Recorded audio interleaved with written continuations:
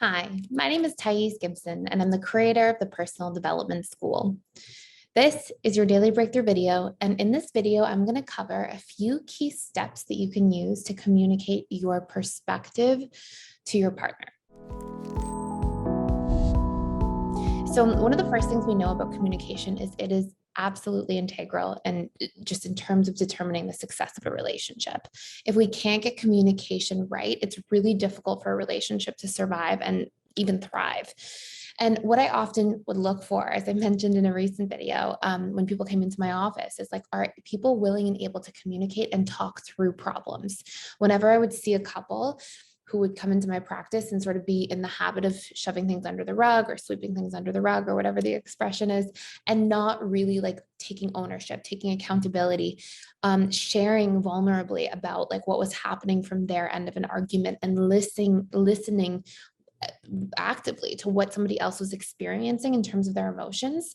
If we couldn't get these key ingredients down, or if this wasn't something that a couple was actively already doing, then I would know, okay, there's extra work to be done. And this dynamic is a little bit extra challenging, because if we can't work through things, then things just build up. And like resentment is so largely made up of unmet needs and just feeling unheard and unseen and misunderstood and all these different things that take place. And it causes us to keep building distance between ourselves and people we love. So I wanted to share in this video a couple key tools that you can use when it comes to communicating your perspective to your partner. Now, one of the first things I want to highlight is something that we tend to do in relationships is basically project from our perspective. We have a tendency to assume that people would feel in a situation like we would feel, or that people would need in a situation what we would need. So if maybe somebody anxious, preoccupied goes through a challenging dynamic, they may need closeness and connection, whereas somebody who's more dismissive, avoidant in a dynamic may need space. And an AP, an anxious, preoccupied person, may and naturally assume like, oh, this person's going through a challenge, they must need closeness like I would, when really they may need something totally opposite. And that's why it's really important to get into the habit of looking at other people and seeing them through the lens of what we understand about them according to their programming, their beliefs, their needs, how they tend to deal under stress, or what coping mechanisms they tend to utilize. And we have to understand that those are those individuals' preferred methods of coping, of self-soothing, and we have to take those things into consideration. And if we want our perspective to be understood, we have to request the same things from others in our relationships. So what this actually looks like, and sort of an entry point into doing this, is, let's say you're in the middle of like a charged argument or a discussion or a debate or whatever it might be. And let's say you're realizing you really need to be understood. A great thing to just do first in real time is validate the other person's feelings. It tends to calm somebody down. It tends to help them feel like, okay, I'm now open to listening to you as well. And remember, the outcome we're trying to achieve here is to get heard as best possible, right? We want our perspective to be heard, to be understood. So we're going to use anything we can to try to achieve that outcome, as long as it's healthy. And this is a great, healthy strategy to use. So let's say somebody else is feeling stressed and upset about something. You would start by saying, hey, like, I can see that this doesn't feel good for you. And I can understand where you're coming from and why you would feel like that. Like, if I were you, I'd probably feel the same way. So you can use something like that along those lines to start. What that's doing is it's getting somebody to feel like you're not the enemy. You're working to understand them. You see where they're coming from, and it really calms and tends to diffuse arguments or disagreements. Then that clears the way for you to go into the next step, which is then to say, and for me, I have different programming, different needs, different beliefs. I come from a different perspective. And can I share with you where I'm coming from? And so what you're doing is you're creating that first step, which is to try to introduce to the other person the idea that, just like we talked about earlier, how people, don't always feel a need the way that we feel a need in a situation, or what we feel a need. You don't feel a need exactly what this person that you want to share with would feel a need. You have your own unique perspective, and then you want to share it with this individual. So once you validated their feelings, they'll feel like, okay, you're seeing where I'm coming from. You're politely sharing that you have a different opinion and feeling, and you want to open up about it. Cool. And any healthy person who's invested in a relationship should be able to go, okay, yeah, I'm open to listening. Then these are the steps that you can follow. Okay. Step one, You want to take the thing you're distressed about and you want to neutralize it. Okay. And we're going to talk exactly about how I want to do this. And you want to introduce the dialogue that you're going to have by saying, from my perspective. So what you're not saying is, you do this, you do that. You're not making total assumptions for two people. You're communicating about the assumptions that are yours. That's all. And that's sometimes what gets people triggered, is when one person makes assumptions about a situation or says something about a situation that's just, like it's as if they're taking the entire situation and boiling it down for both individuals.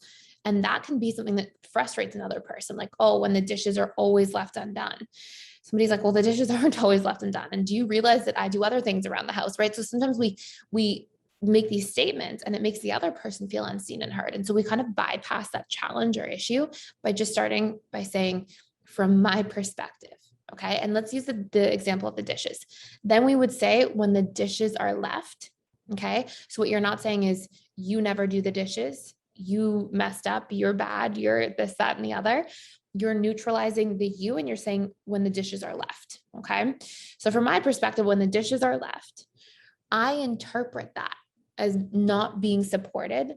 And it would mean a lot to me if you could take a turn to help too, maybe on Tuesdays, right? So what you're doing is you're saying, from my perspective, when the dishes are left, neutralize topic, I interpret that. So I'm not saying that you are a bad person or that any of these things. I interpret it as, and you're sharing the painful feelings that you feel around that situation. So in this case, I interpret that as not being supported. And then you express specifically what you need and when, something tangible, something that somebody can actually take and say, okay, Tuesdays, 15 minutes, the dishes, no problem. And so then you're saying exactly what you need after. It would mean a lot to me if you could take a turn maybe on a Tuesday. And so what you're doing is being very clear and specific, because sometimes too, people will get caught in this place where they kind of like share what they're feeling, but then not specifically what they're needing. And it leaves somebody else just feeling blamed and disempowered. And so these are some really important ways of communicating your perspective to your partner. And it's a really great place to start. Now, there's so much more that goes into communication. And we have to understand what our needs are as individuals. We have to understand what our core wounds are, the patterns that trigger us. We have to understand what other people's core wounds and patterns are, what they're probably feeling.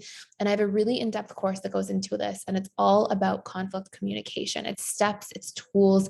We discuss needs, we discuss expectations, we discuss where communication breaks down in so much detail. And you can check it out for free for 7 days by clicking the link in the description box below.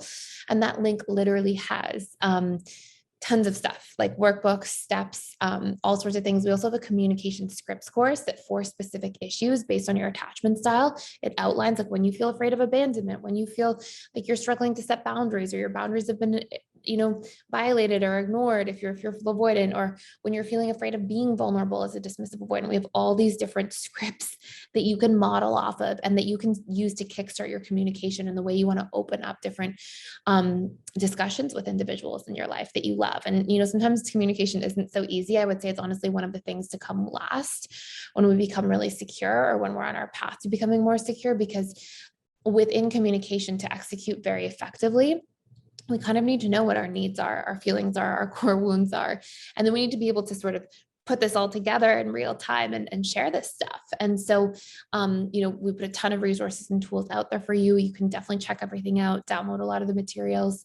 And again, you can click the link below for the access to the 7-day free trial. We only do this on YouTube right now. So you can check it out. And I think that's basically all I have to say for today. The 2 course names are the communication scripts course, and then the conflict resolution course. So I hope you enjoy. Thank you so much for watching and for being here. Please like, share, and subscribe if you haven't already, and I will see you in the next video.